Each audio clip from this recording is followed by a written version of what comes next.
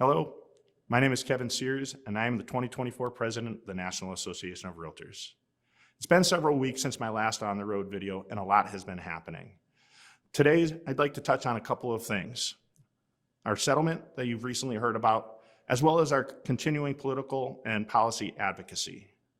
But before I do that, I just want to say thank you to all of the members across the country who reached out to me and showed the love and support when they heard about the passing of my first broker, my first mentor, in life and in business, my father, Realtor Emeritus Paul Sears. He's the one that first taught me about the importance of the Realtor family, and you all came through and proved him right. So I'd like to say on behalf of myself and my family, thank you. Now, on to the settlement. We all have heard what is going on. I just want to let you know, there was no perfect option. Despite what people may have said, we've always been open to settlement. In fact, we had conversations, settlement talks before the trial, during the trial, and obviously after the trial.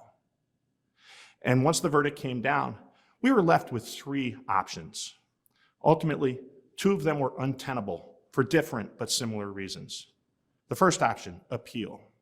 And while we felt that we would have been successful on appeal, we would have had to post up to a $5.4 billion bond, which the National Association of Realtors just did not have the resources to do. That could have forced us to file Chapter 11 bankruptcy. Second, if we went on appeal, this would have left all of our members, brokers, and associations and MLSs that are in copycat suits vulnerable and still having to defend their case. So then that leads to bankruptcy. And at the end of the day, bankruptcy was just not something that we could do to the association. It would have just had too big an implication for our ability to be able to continue on and be as effective as we have. So that leaves settlement. Now in the settlement, there are a couple of key pieces. One is financial, the other is rules. Let's talk about the financial aspect. The association has agreed to pay $418 million over the next 4 years. The leadership team and the finance committee will be looking into how we can make sure that we not only meet the obligation to pay that amount, but we continue to be able to provide the tools, resources, programs, and advocacy that our members have come to expect. Now let's talk about the rules, and there's two in particular. The first is that we will be changing the rule that will prohibit the offer of cooperating compensation on the MLS. Please hear me clearly. You will still be able to offer compensation to a buyer broker. It just cannot be conveyed on the MLS. And if there's one thing I know about members, they will figure out how to efficiently communicate the information to see if there will be any cooperating compensation. The second rule is that if you are a Realtor MLS participant, you will need to make sure you have a written agreement when you are representing a buyer. This is something that the National Association has talked about for years, and it is good practice. Now it will become a rule. And as far as I'm concerned, anytime we have the opportunity to have additional conversations and explain our value and worth to the consumer, that will be a good thing for all of us. Now let me talk about policy and advocacy update. This week, we're having a conversation with around 1,000 members. And we're hearing from not only elected officials, policy advisors, and political pundits to figure out what's going to happen this year, 2024, a very important election year. We're also continuing our advocacy in Washington, D.C. And over the last few weeks, I was able to fly into D.C. a couple of times. Once I met with my member of Congress, who is the ranking member of the House Ways and Means Committee, Congressman Richie Neal. We had important conversations about the National Flood Insurance Program, the 30-year fixed-rate mortgage, the importance of Fannie and Freddie to our industry and FHA, as well as tax incentives and tax benefits to real property ownership. In fact, this week, we'll also have one of our own, Dr. Jessica Lautz, testifying before the Housing Subcommittee on Capitol Hill. So just know that we're doing everything we can to continue to advocate for your ability to help buyers, sellers, tenants, and landlords all across our great country. So that's it for now. You can bet that I'll have another update coming down soon enough. And until then, take care. Good afternoon, Realtors. Give me just a second. Thank you for joining our Zoom session today to hear Delaware's perspective on the NAR proposed settlement. I'm George Thomasing, your 2024 president of the Delaware Association of Realtors. And I'm joined today by DAR's CEO, Wesley Stefanik, and DAR's legal counsel, Andy Taylor, of the law firm Copeland, Taylor, and Harpel. Before we begin, I want to briefly explain what this session is and what this session is not. You've all read the emails and have seen plenty of commentators talk about their views of the settlement. But we intentionally scheduled this session a week after NAR's release of the information so that we as an association could digest it. We had no early knowledge of the proposal, and we found out at the same time as all of you. We were not going to rush to put out information as we wanted to make sure that what Andy is about to present is accurate and measured. Today's session will not recap everything you may find for yourselves at facts.realtor, but rather we will focus on the impact of the proposed settlement in Delaware specifically. We also will not provide unnecessary information, but speak to the facts as we see them. This session will be 1 hour, and we will take questions in the chat. You may also visit the DAR website at delawarerealtor.com and go under the Education tab to the page that says NAR Proposed Settlement and Resources for more information.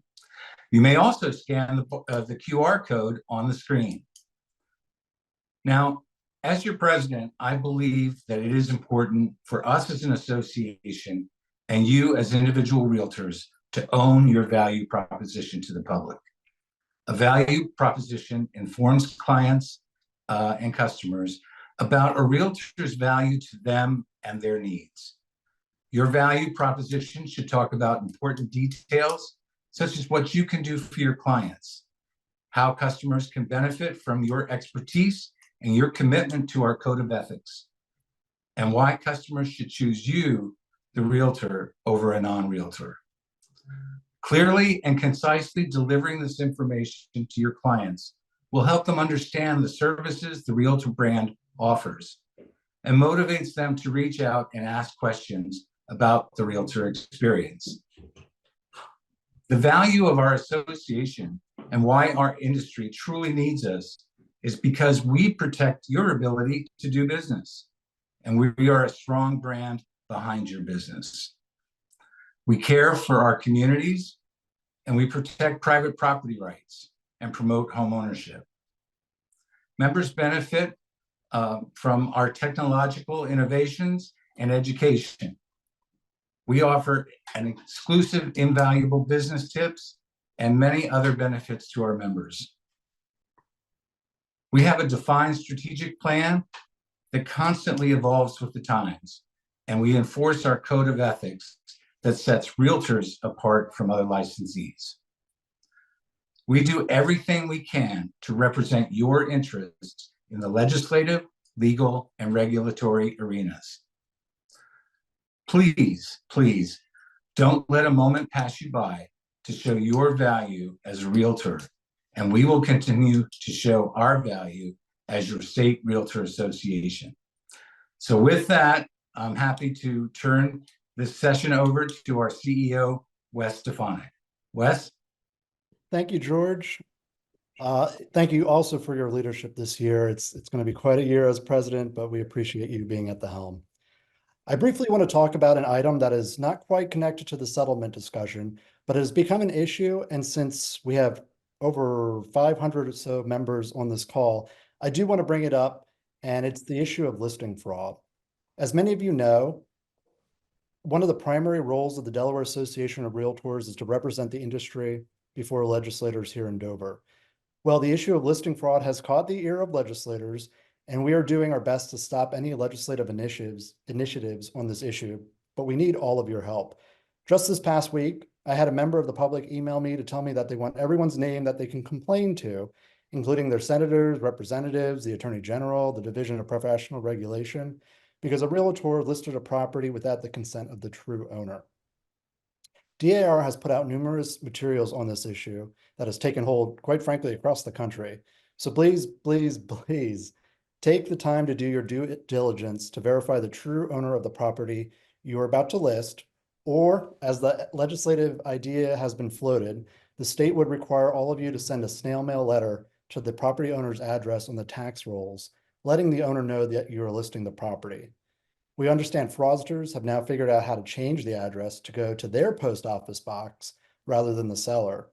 We all know those tax rolls are not quite right, but these are the legislative battles that we are now involved in because we have members listing properties that the sellers, or there's no seller there that wants to list the property. So please do your due diligence so that this does not become an even bigger issue for the industry. These next few months will surely be busy, but I ask you to continue to read our DAR Fast Facts emails. We try not to overburden all of you with many emails, and we simply try to put the most relevant information in those emails that come out every Wednesday. So if you don't read anything else from the association, please focus on those.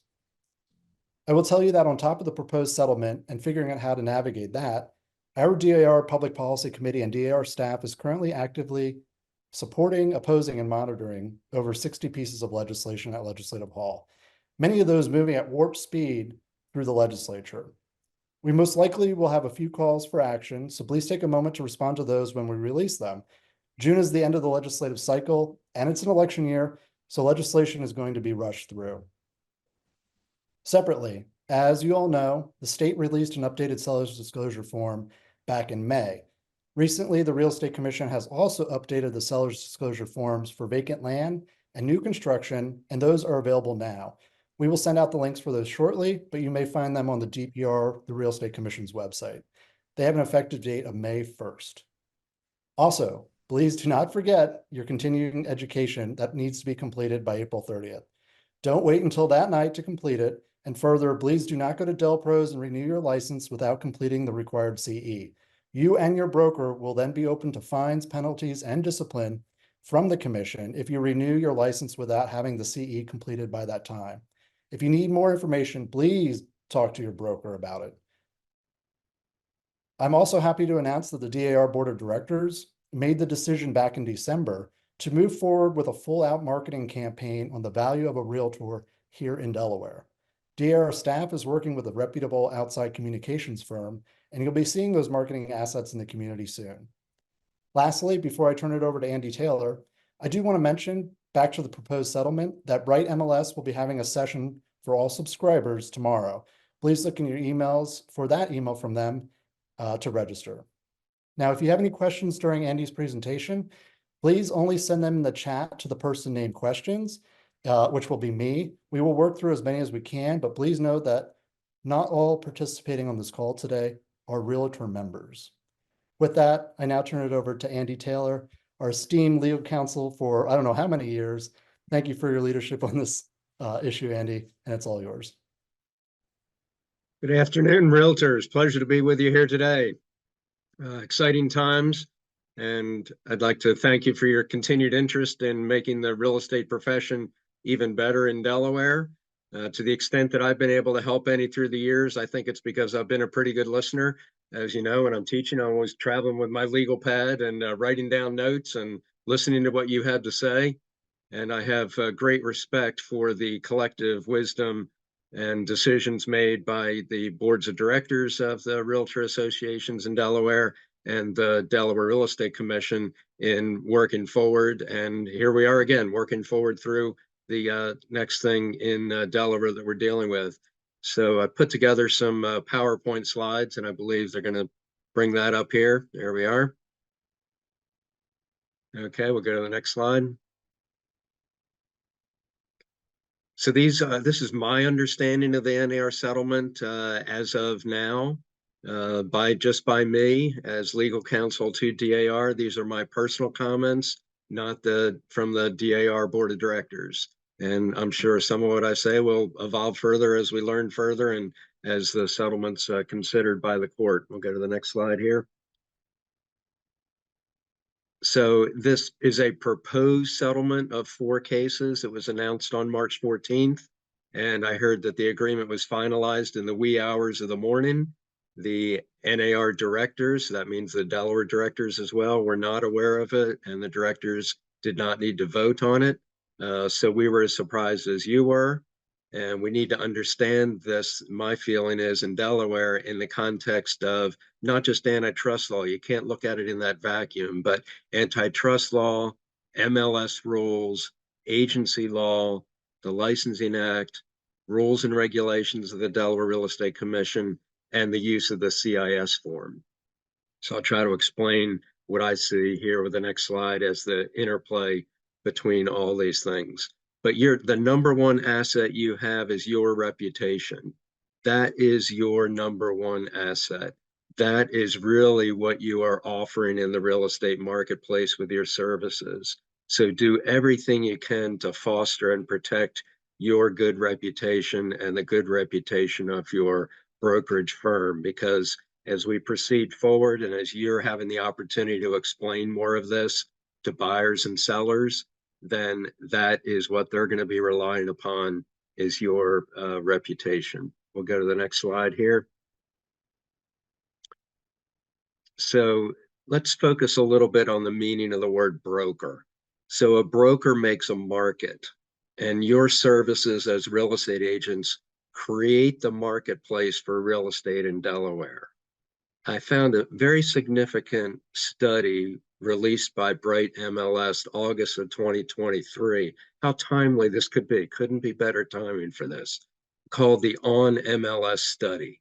And the conclusion of that is that between 2019 and the first quarter of 2023, homes sold on the MLS sold for 17.5% more than comparable homes sold without being listed on the MLS. So that is very important and helps show the value that real estate agents bring to the transaction. So that word broker, I think, is important to try to remember that fundamental aspect that your services are creating the marketplace for real estate in Delaware. We'll look at the next slide. So agents are paid from the transaction, from that value that you create in the transaction. So who pays the compensation to real estate agents? Well, for years, we saw it on the seller side of the HUD-1 settlement statement. And since TRID in 2015, it's been on the seller's closing disclosure. But ask a buyer who's paying all the agents in the transaction. They'll tell you it's their money on the table. So maybe from the buyer's perspective, they've been the one paying the compensation. So I think it's more accurate to say that agents are paid from the transaction. You're paid from the value that you create in real estate in Delaware by making a market for the product and services we call real estate. So we'll go on. So let's look at the basics, the most fundamental aspect of what these antitrust cases are about, the basic allegations. There's more detail, but here are the basics. The basics are that agreeing to follow the NAR clear cooperation and compensation rules, requiring there to be an offer of cooperation in the MLS with an offer of compensation, which could be as low as $1 or $0, was effectively price fixing. The judge in the case that we just, we've heard about the jury verdict and now the settlement on, the judge instructed the jury that if they found the defendants agreed to follow these rules, then it was per se price fixing under the Sherman Antitrust Act. The judge did not allow the jury to consider the clear cooperation and compensation rules under the other antitrust analysis, which is called the rule of reason or rule of reason analysis. And under this, NAR really made good arguments for why the clear cooperation and compensation rules are good for consumers and good for the competitive marketplace.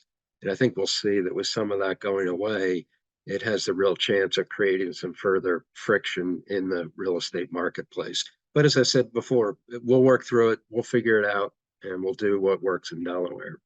So let's move on here.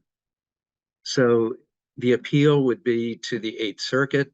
As Mr. Sears just explained in his video, that would have been very expensive to appeal. particularly the appeal bond to cover the $1 billion jury verdict, which under antitrust law, if that gets trebled, then you heard the number he mentioned. So let's move on and see how we'll deal with this. So the NAR rules, that clear cooperation policy, requires listing brokers to submit listings to the MLS within 1 business day of marketing the property to the public, and the cooperative compensation rule requires listing brokers to communicate the amount they're offering to pay a buyer's broker for their work, and that can be zero and has always been negotiable. So let's move on. So the basic allegations from the Morrell complaint, this was not the case that just had the jury verdict, but a similar case in the Northern District, Illinois Federal District Court. In that case, Bright MLS is not a defendant, but is identified as a co-conspirator. And here quoted from paragraph 2 of their complaint, the defendant's conspiracy is centered around NAR's adoption and implementation of a rule that requires all brokers to make a blanket, non-negotiable offer of buyer-broker compensation. They called that the buyer-broker commission rule when listing a property on a multiple listing service. Now, it was negotiable, but this is the way they characterized it in the complaint. So the Morrell case is one of the 4 cases included in the proposed settlement. Let's go on. And so if the proposed settlement is approved by the court, then Bright MLS is released from the cases, including the Morrell case. Go on. So here were some of the allegations, what they boiled down to. The allegations that sellers were harmed, that sellers paid more in commission money than they would have otherwise. Sellers paid a commission to the buyer's agent who was working against the seller. Kind of dispute that characterization. You know, they're working to bring the transaction together. Buyers should compensate their agent, is the allegation, and sellers did not understand that commissions were always negotiable, and buyer's agent should never have said their services are free, which I think that's gone out of the vocabulary as of a few years ago anyway. So let's go on. So you may have heard that there was settlement before the jury verdict in the Sitzer-Burnett case in the Kansas City, Missouri jury case. You know, the Anywhere group of companies settled before the jury verdict. Remax settled. Keller Williams is now settled, and we'll go on. So there's a good summary you may have seen about the Anywhere settlement, detailing with that umbrella of companies the money they've agreed to pay, certain changes to practices. I'm not going to go over that today. You've probably seen it. It's beyond the scope of today's presentation. So we'll move on and see what this settlement offers to us. I think it's important to look at this in a historical perspective.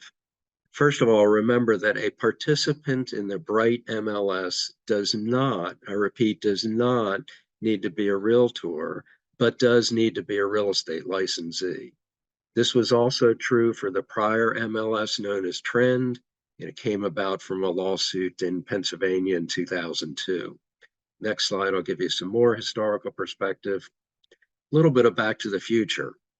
Prior to January 1st, 1993, the MLS was a blanket unilateral offer of seller subagency.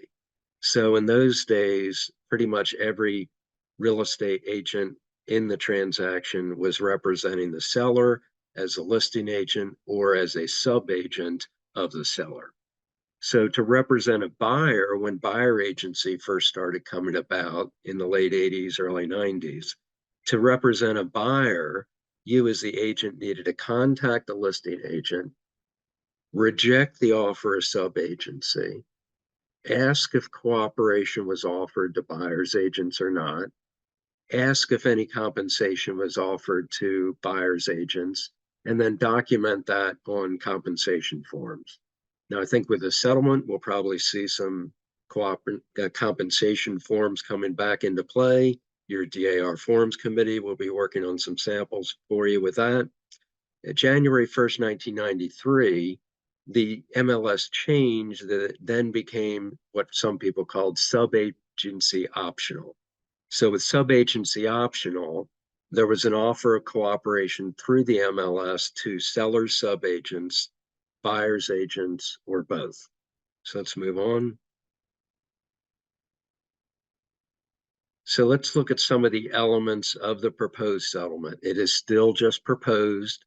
If it is approved by the court, it would go into effect in mid-July 2024, if approved by the court. There's still steps to be taken before that happens. Overview is it includes a release of liability, and I'll tell you more about each of these in detail. Compensation offers are moved off the MLS under very strict rules. Written agreements for MLS participants acting for buyers are required before touring any homes.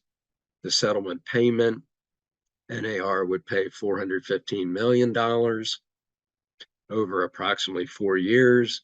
NAR said this would not cause a dues increase, at least for 2024-25. And this is instead of the 1.78 billion awarded by the jury, which was subject to being tripled under antitrust laws. And finally, NAR continues to deny any wrongdoing. So let's look at each of these in more detail. That first of all, who are included within the settlement class in Delaware? That's a class of persons will be certified by the court. All persons who sold a home that was listed on an MLS in Delaware, its homes listed on the Morel MLSs, which included Bright, and that went back to March 6, 2015.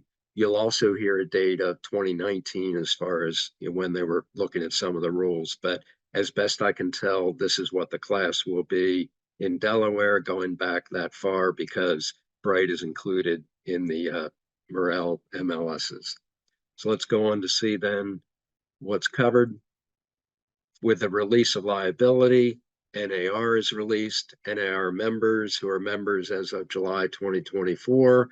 I've seen some conflicting interpretations as to if members from remaining defendants in the case are included in the release or not, but make sure your dues are paid up before July 2024.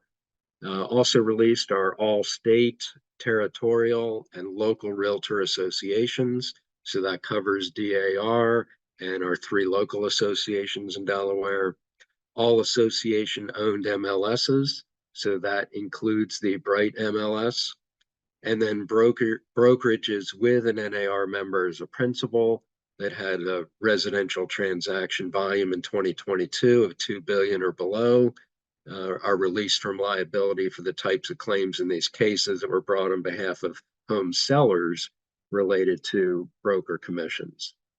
And finally, though, you have to then also agree to comply with the other terms of changes in the rules and practices. I'll review more of those practices with you as well. So let's move on and we'll look at more of these details. The practice changes, if you'd like to read the 108-page settlement agreement, you'll be glad to know page 108 is blank. So 107 pages you can read. Here, beginning on page 27, paragraph 28, really begin the practice changes. First of all, eliminating and prohibiting any requirement by NAR, our local association, our state association, MLSs, or anyone that listing brokers or sellers must make offers of compensation to buyers brokers or other buyer representatives, either directly or through buyers, but I'll talk about some nuance of that in a minute, and eliminate and prohibit any requirement that such offers, if made, must be blanket, unconditional, or unilateral. We'll move on to see more of the detail. What's all this really mean? It prohibits realtor associations and agents and their sellers from making offers of compensation on the MLS to buyer brokers or other buyer representatives, either directly or through the buyers, or disclosing on the MLS the listing broker compensation or total broker compensation. That would be the combination of compensation to the listing brokers and, if offered, cooperating brokers. So no mention on the MLS of compensation offered to cooperating brokers, no mention on the MLS of what the total compensation is that the seller's offering or that the seller's required to pay to the listing broker. Let's move on. We'll see more detail. So more explanation about this, trying to simplify it a little bit more. Compensation offers have been moved off the MLS. So offers of compensation may not be anywhere on the MLS. And I've seen some creative videos online and commentators and whatnot thinking they're going to find some loopholes through this. Don't bother. Just don't do it. The offers of compensation may not be anywhere on the MLS, nowhere on the MLS, not in the agent's remarks, not on the seller's disclosure, if that's posted on the MLS, which most of them are. Now, the broker can show offers of compensation on that broker's website, but only for that broker's listings. Now, page 28 also specifies agree not to create, facilitate, or support commission information being on aggregators' websites. So don't be thinking, oh, it's not showing on the MLS. I'll just flip over here to this other site and this is going to show me for every listing, any offers of cooperation, compensation made to buyers agents. No, this settlement agreement says we're not going to participate in trying to do that. So let's go on and see. You get the idea they're serious about this. All right, now written agreements for acting for buyers. Agents must have a written agreement with the buyer prior to showing the buyer any properties. Now you will continue to use the Delaware CIS, the Consumer Information Statement. And as you know, already under Delaware licensing statute, you must have a written buyer agency agreement if it's an exclusive buyer agency agreement or if the buyer's agreeing to pay compensation. So now layer on top of that, that you must have a written agreement with the buyer prior to showing the buyer any properties. Now your DAR Forms Committee is hard at work on, they'd already made changes to the sample listing agreement. We'll be going back to look to see if we need to make some further refinements. And they're continuing to work on updates for buyer representation agreements. The forms offered by DAR are just that. They're just offered for members' use. They're copyrighted forms of the Delaware Association of Realtors. They're offered to members for your samples, for your use, but they're not mandatory. You will have company policies. You'll work with your broker. You'll work with your office managers to understand what forms your company will be using, and maybe multiple different types of forms for working with a buyer representation agreements. And more of that will come into play when I talk about some of the company policies that might be considered. Let's move on and see more about this. I'm giving you some quotes right here, and it is instructive to look back at the agreement, to study the settlement agreement. It's really only a limited number of pages for you to read to look at the practice changes. So it's important to read all three subparagraphs, A, B, and C, that talk about the written buyer agreements. So it requires all realtor MLS participants working with a buyer to enter into a written agreement before the buyer tours any home. That's the main thing you're hearing about, in the news, on the popular media, in things you see online. And to the extent that a buyer representative will receive compensation from any source, the agreement must specify and conspicuously disclose the amount or rate of compensation it will receive or how this amount will be determined. So that's probably what you've already heard, just out in the public media. Let's look further though. The amount of compensation reflective must be objectively ascertainable and may not be open-ended. So it cannot just say in the buyer representation agreement, buyer broker compensation shall be whatever amount the seller's offering to the buyer, because that's not objectively ascertainable. And then let's look at C on the next slide.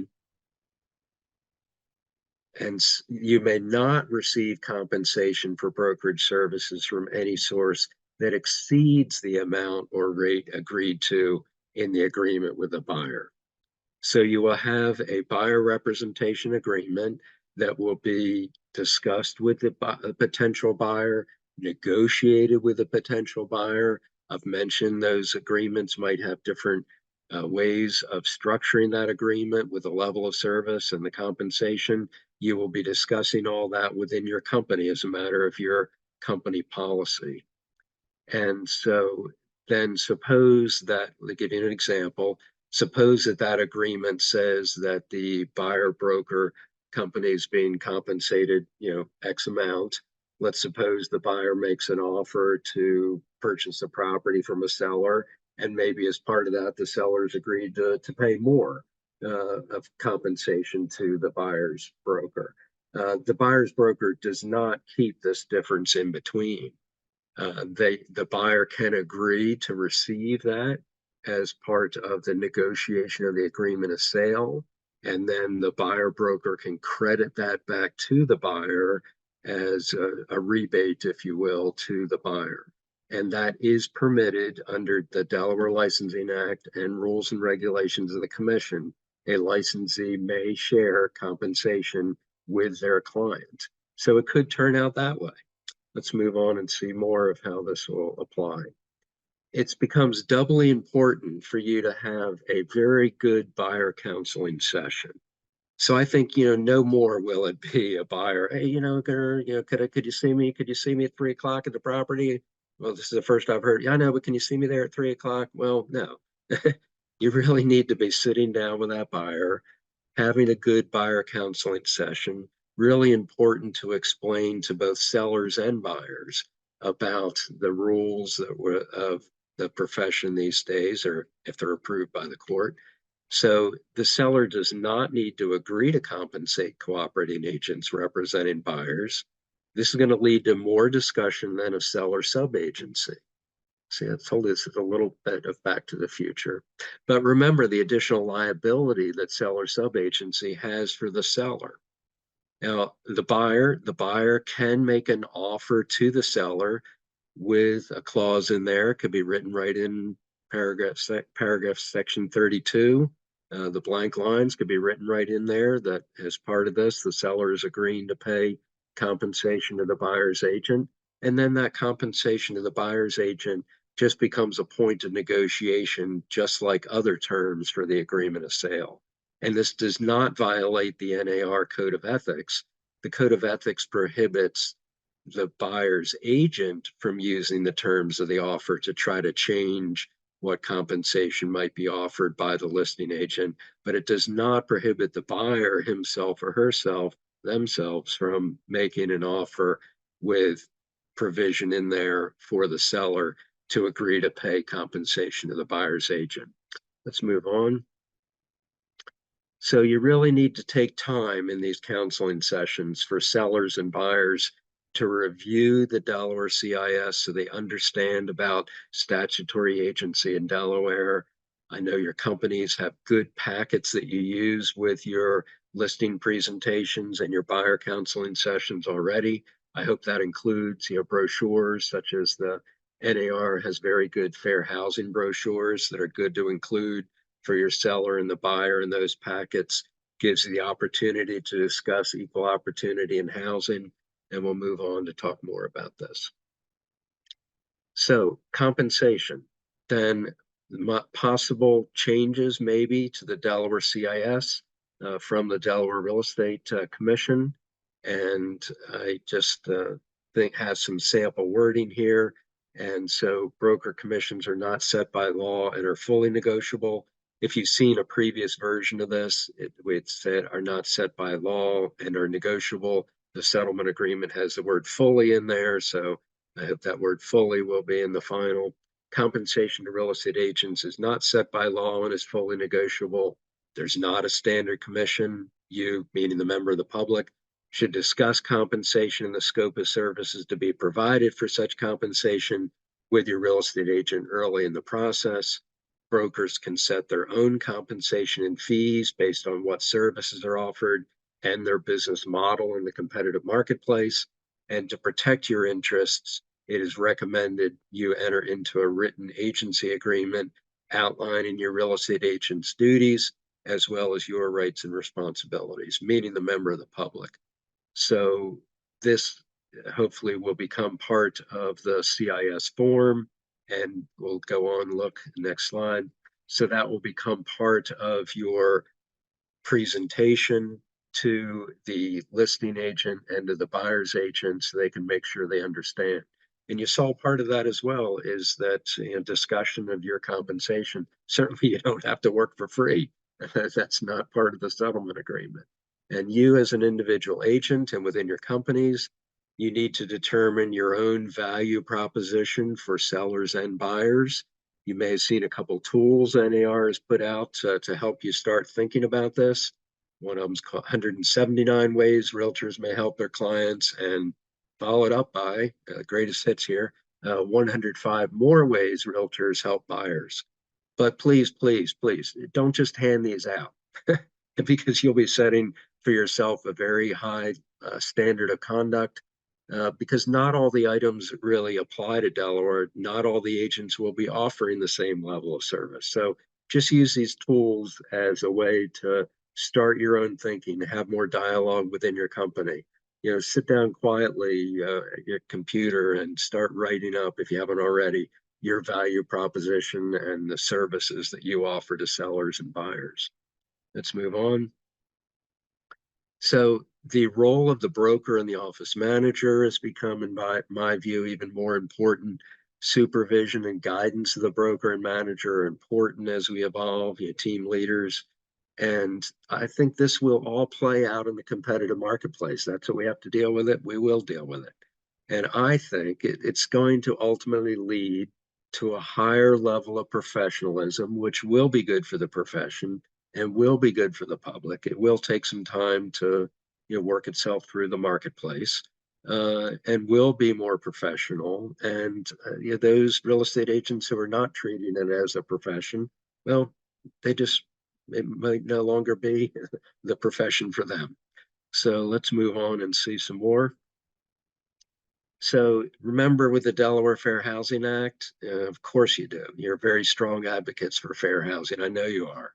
And these antitrust cases and settlements, unfortunately, may lead to more buyers not being represented by an agent. This could lead to more illegal discrimination by home sellers.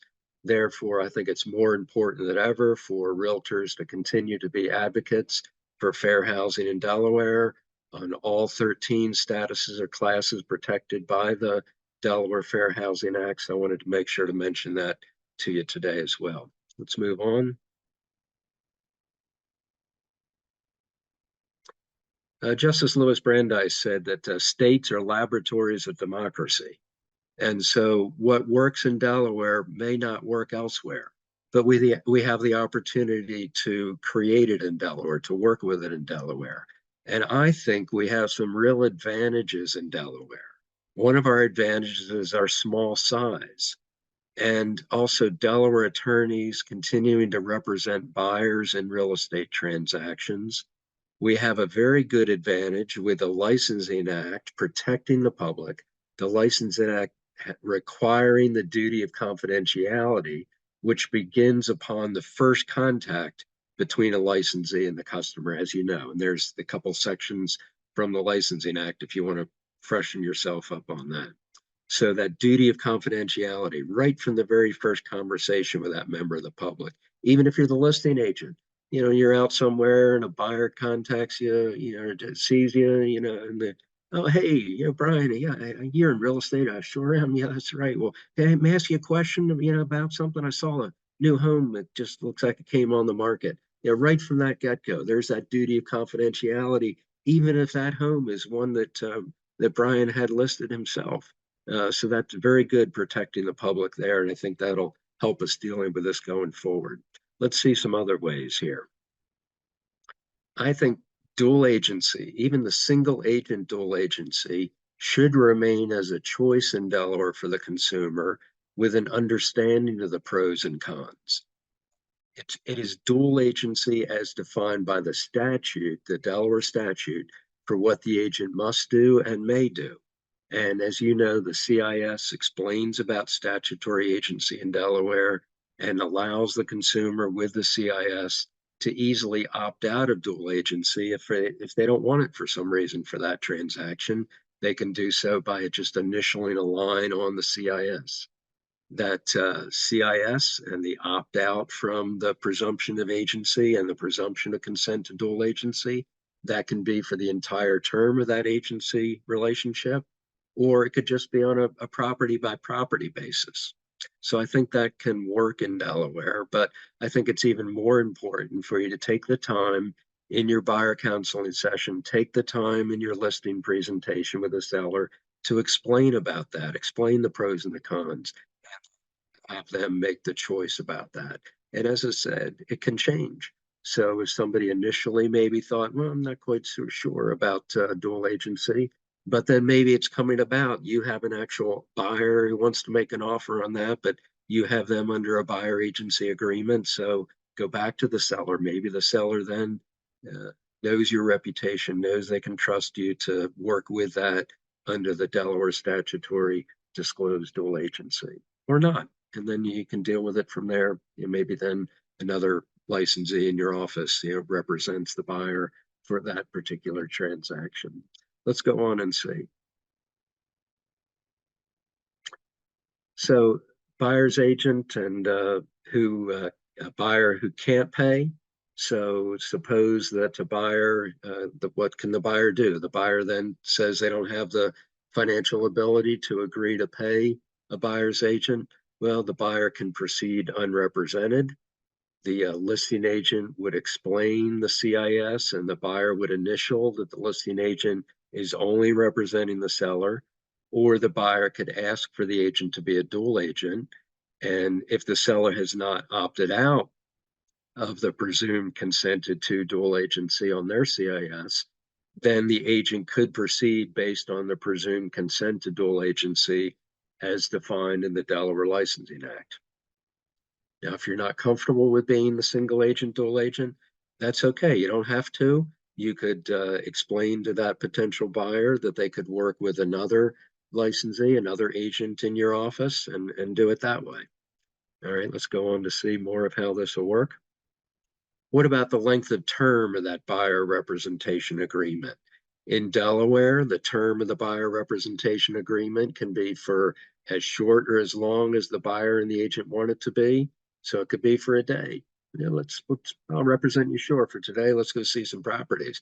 The agent might be thinking, just like the buyer might be thinking, and then we'll decide if we really want to work together, right? So maybe starting out for a day might be all right. Could be for a day, a week, a month, several months, just depending on what the broker and the buyer want to agree to. It can be limited to representation for just one property. It could be limited to a short list of properties, or it could be for all properties that buyer might be interested in for that period of time. Could be limited geographically. So a lot of different permutations on the theme here that you can discuss with the buyer and come to an agreement for how it will work. But as you see, no longer, oh, meet me at 3 o'clock at the property. The buyer needs to take time. The buyer needs to understand this is a very important transaction in your life, buyer. Please take the time to do me the respect here as an agent. I'm a professional. Give me the respect to sit down with you, really explain about how we can work together and the good things I can do for you. All right, let's move on. So more from the Licensing Act in Delaware. Again, I think we're very well set up to deal with this. We have the duty to cooperate already in the Licensing Act, that licensees shall cooperate with all other licensees involved in the transaction, except when cooperation is not in the customer's or client's best interest. The obligation to cooperate does not include any obligation to share commissions or to otherwise compensate another licensee.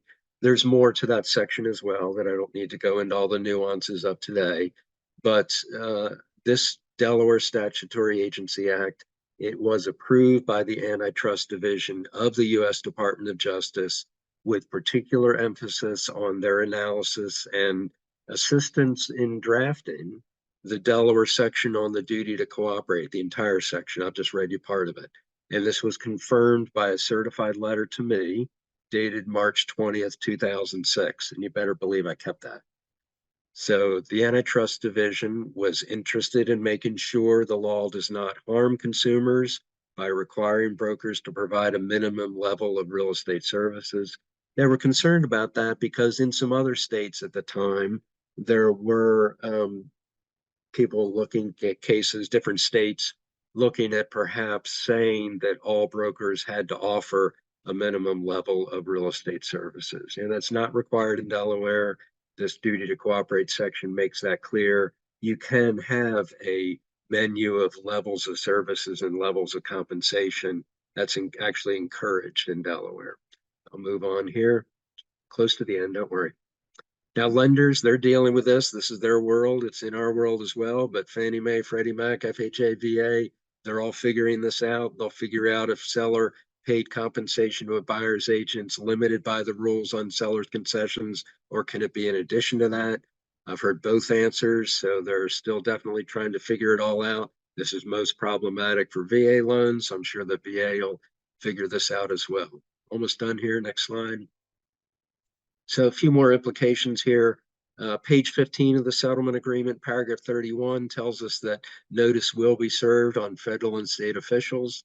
Not sure whom in Delaware that'll be, but we'd be happy to help them out if they want to chat about it. Page 17, paragraph 34 includes claims under state antitrust and state consumer protection statutes, which we do have in Delaware. Delaware's antitrust statute says it's to be interpreted in compliance basically similarly to the federal statute. So I don't think we'll see any surprises of anything different, of any different analysis under Delaware state antitrust law.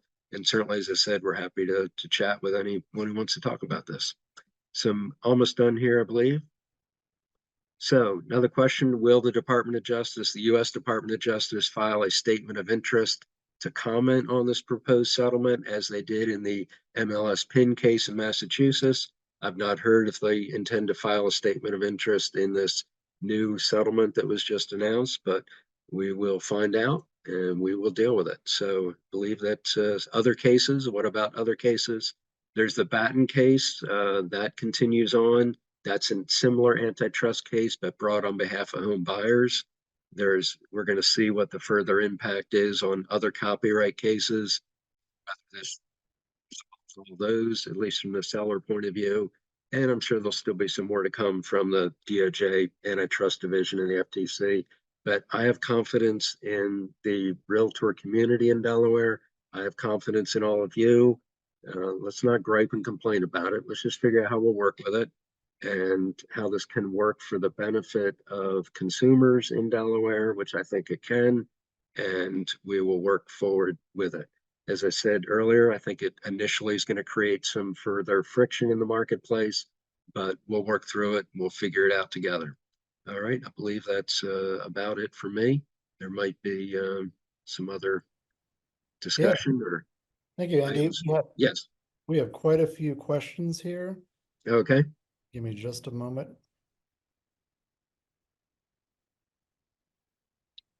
Alrighty, so there's no particular order to this, but I did just want to let everybody also know that this recording will be available at DelawareRealtor.com.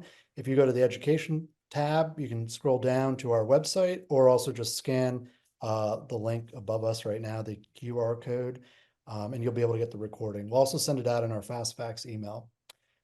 Now, again, no particular order here, Andy, so I'm going to just kind of go through as I received some of them. I did answer quite a few in the chat, but here's a few that are relevant to everybody. Do we need to convey any information to our seller clients dating back to 2015 for them to become party to the settlement proceeds? No, once the class is certified, there will then be mailings made to potential class members to give them the opportunity to remain as part of the class settlement or to opt out of that. You may have seen some postcards that have already been received by people in Delaware that they received after the jury verdict came out. So there's nothing that you in particular need to do. I think once this settlement gets approved and the class is certified, if you would want to go back to contact prior sellers, and certainly that's up to you, but it's not something that will be required. Under the practice changes of the settlement, the dates referenced as soon as practical and in no event later than the date of class notice. What's that timeline looking like exactly for July? Do you know? And not exactly sure. They said mid-July, so the settlement was announced March 15th. Whether we're looking then at July 15th, not exactly sure.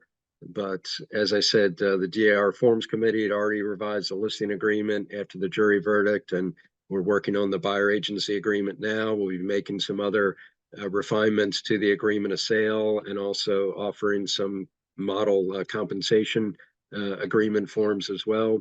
And we've already been collecting some of those. I got quite a few questions about financing, particularly VA. Just so everybody is aware, if you go to facts.realtor, scroll down, there's a special section about financing. NAR does address all this. NAR obviously is actively involved with talking to the VA in particular to see if they can change their policies. Another question, Andy, does this effectively end any bonus commissions? For example, in a slow market, seller agents may say additional 3,000 if under contract by X date. The terms of the changes in the practices say that the buyer's agent may not receive more than the compensation specified in their buyer representation agreement. So if there was additional bonus offered by the seller to the a buyer's agent, that could be paid, but it wouldn't go in the pocket of the buyer's agent. It would go, if that took the compensation of the buyer's agent above the level of compensation agreed to in the buyer representation agreement, then that additional money would go to the buyer, not the buyer's agent. Along those same lines, what about selling bonus for new construction? The requirement states that the participant may not receive compensation for brokerage services that exceed or rate agreed to in the agreement with the buyer. However, agents may be eligible for new construction bonuses. Well, there's still, if they're showing that new construction and working with a buyer as a buyer's representative, then they cannot receive more than what is specified in their buyer representation agreement. Maybe I didn't understand all the nuances of the question. Yeah, and I don't quite have any more than that. I'm going to move to the next one. I'm going to try to get as many as possible. I have quite the list here. If sellers agree to show a buyer, would they still be required to have a buyer agency of some sort that explains no representation? How do you see open houses being handled? Okay. So if a listing agent was agreeing to show, Correct. okay. So if a listing agent is agreeing to show a home to a potential buyer, then they should present that buyer with the Delaware CIS form. And that listing agent, I would hope, would have already made a decision in their mind. If they're approached by a potential buyer that way directly, do they want to try to work with that buyer as a dual agent, if that was agreeable to the seller? Or do they want to be explaining to the buyer that they only represent the seller, they will not offer any representation to the buyer, and that the buyer would initial the part of the CIS saying that the buyer understands that that agent only represents the seller? But please think about that ahead of time. Same thing for an open house. Think about that ahead of time before you open the door to the first person that for that open house. Have decided in your mind ahead of time how you're going to handle that in Delaware. Do you want to tell a potential buyer you only represent the seller, not offering any services, not offering any dual agency? Or do you want to offer to work with them as a dual agent? Which, as I said before, it's another topic, another discussion, but I think there's very good reasons why in Delaware, not necessarily some other states, but why in Delaware that single agent, dual agency can work very well and work to the advantage of sellers and buyers. A few finance questions. Compensation agent packages being offered by builders versus resale. Many builders are offering more than the typical compensation on a resale. How to handle for the buyer agreement? Are we able to have two agreements? One for the purpose of new construction and the other for resale so as not to lose out on additional compensation? It's all negotiable in the marketplace as to what you agree to with the buyer. So if a different representation model works better for new construction, you could have different agreements. But remember, you as the buyer's agent cannot receive more than what is explicitly stated in your buyer agency agreement, and it cannot say, I'll accept whatever the builder's offering. It needs to be specified in that agreement. Just so everybody knows, I have about 40 pending questions, so we are not going to get to them all. What we're going to do is we'll go through them. If we didn't really directly address them, we'll put together our version of an FAQ for many of the ones that I did not get. I'll do a few more here though. Let's see here. Back to the effective date, Andy. You know, I think you covered that already, sometime mid-July. What happens to listings that are active over the effective date? I'm not sure that I know exactly the answer to that, but I'm sure you'll be getting questions from your sellers on existing listings. So that's the opportunity for further discussion and, if need be, amendment to your listing agreement. Bright, I'm sure, will be modifying the MLS, taking out any fields whatsoever could show compensation to buyers agents. So that might require some further discussion with the sellers of how that might happen in the evolving marketplace. What are responsibilities to our listing clients when an unrepresented buyer that does not have the funds for compensation? So an unrepresented buyer does not having funds for compensation approaches the listing agent. Great, because guess what? That seller wants to sell their home. That buyer potentially wants to buy the home. That's great. This can happen in Delaware. Now, your listing agreement with the seller can address that in whatever way in the competitive marketplace you decide that your company policy has and that the seller agrees to. So it could be that the compensation amount then to the listing agent is the same.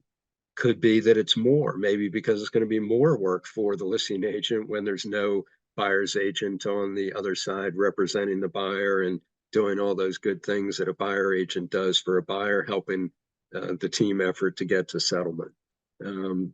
Could be less. It could be flat amount, could be whatever is negotiated, whatever that company policy is. Yeah, but think about that in the listing agreement. And as I mentioned before, you really need to have that discussion with the seller. Does a seller want to be okay with a single agent, dual agency? That's an example where I think it's in the benefit of the seller to say that's okay, because if the seller's saying, well, no, I don't want you to do dual agency, if you're approached by a buyer who's not represented yet at that point, if the seller is a hard no, you're not going to represent them, then the only choice that the listing agent's presenting to the buyer is, I don't represent you.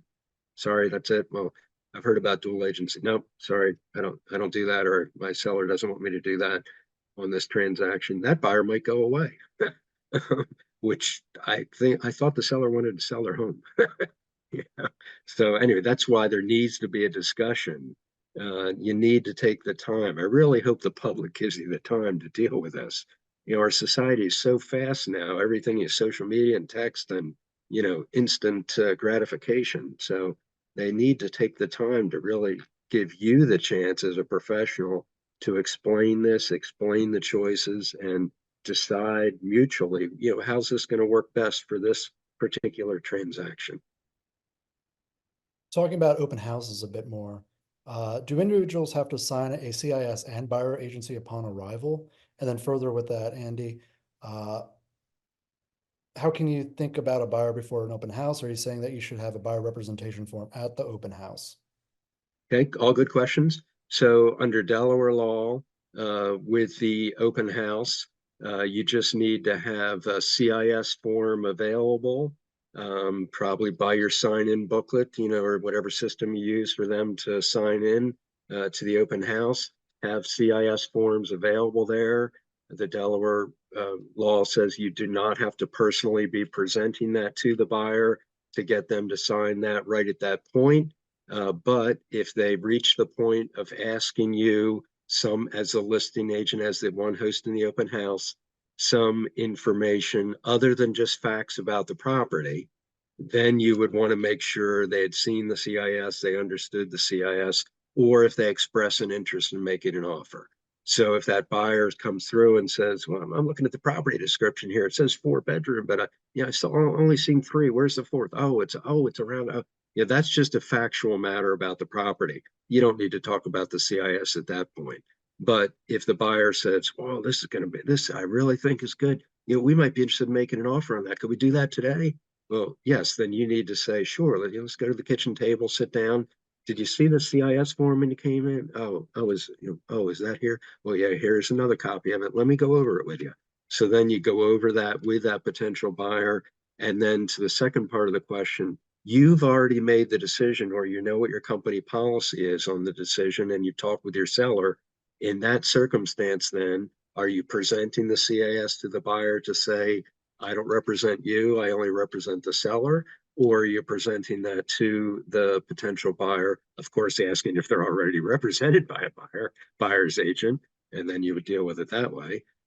Or if they say, no, they're not represented by a buyer's agent, then you talk with them about possibility of dual agency or working with another agent in your office if they prefer that. Just a couple more. Again, my questions have built up quite a lot since the last time I said that. But here's a good one that you did kind of cover already, Andy. But the question is, can the buyer agent compensation be listed in showing time? And further, if you want to also address the seller's disclosure again. Yeah, no, it cannot be listed in showing time, cannot be on the seller's disclosure. If the seller's disclosure is going on the MLS, which that's usually where it is. So there cannot be anything whatsoever on the MLS indicating compensation to the buyer's agent. Thank you, Andy. So again, we're going to get all these questions that we have built up in the chats, and we'll put together some sort of FAQ to kind of cover most of the questions that have been left unanswered that we received. But thank you, Andy, for everything you did today. Thank you for everything you're doing for us. One point further is that our forms committee is going to be hard at work, and hard at work meaning in 3 minutes we're meeting to go through our forms and get them updated. So I'm going to turn it right over to our president. Give me 1 second. Hi there. George, are you there? Oh, hold on. Yeah, can you hear me? There you go. Okay, great. Listen, I want to thank everyone for joining us today. That certainly is a lot to digest. But as was said at the start, we'll continue to provide information as we have it. And please read our emails to get the latest information relevant to Delaware. So anyway, thanks again, and look forward to seeing you all out in open houses, etc.